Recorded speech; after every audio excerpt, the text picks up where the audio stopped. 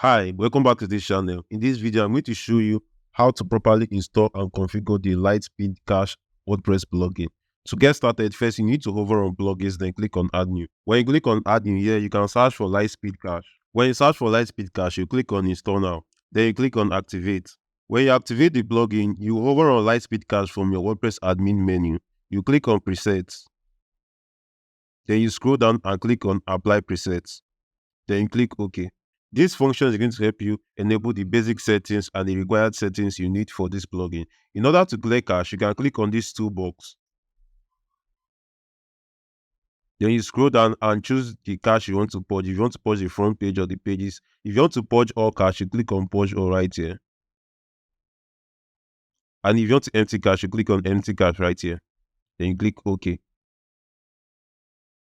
So this is how to properly install and configure the LiteSpeed Cache WordPress plugin. If you like this video, please subscribe to our YouTube channel.